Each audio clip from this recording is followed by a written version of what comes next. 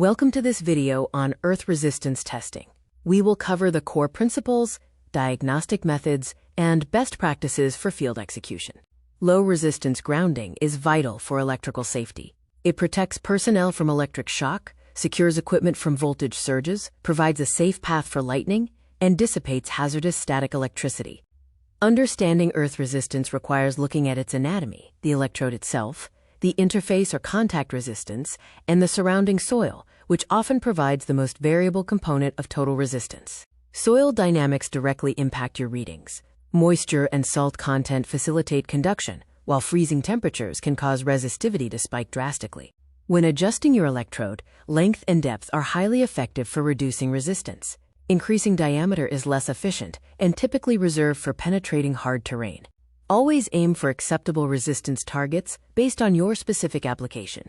Remember to avoid standard multimeters for these tests. Use specialized 3-pole or 4-pole testers for accurate results. Choosing the right diagnostic method depends on your site conditions, ranging from soil resistivity tests performed before installation to stakeless or ART methods for live systems. A 4-pole soil resistivity test is conducted before building a grounding system. It helps engineers identify the optimal location and depth to achieve low resistance. The fall of potential method utilizes the 61.8% rule. By correctly placing your current and potential spikes, you can accurately measure the resistance of an isolated ground.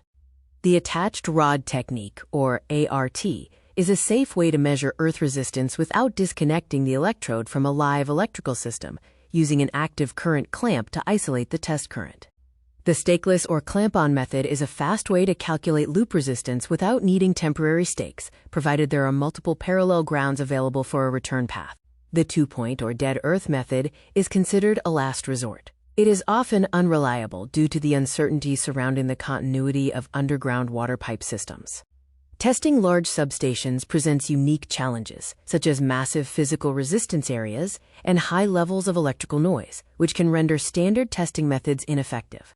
For advanced grid diagnostics, techniques like the slope method, intersecting curves, or star delta calculations help engineers determine true resistance despite site limitations. In summary, match your testing method to the specific site requirements, whether it's an empty plot, a commercial building, or a large-scale power substation.